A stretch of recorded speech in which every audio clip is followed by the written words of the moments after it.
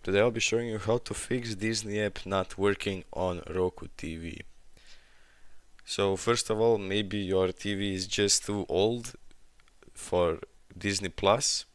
If you have an older model, maybe it isn't compatible with Disney anymore. The easiest way to check that is to go on the Roku support website and type in your problem, and someone will tell you all the compatible TVs.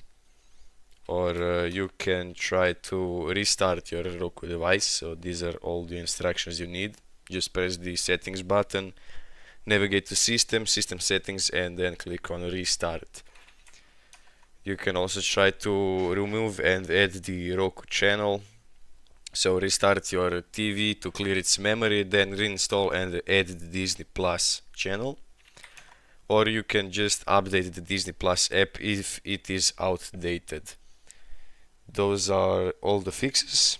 If you found this video helpful, please leave a like and subscribe.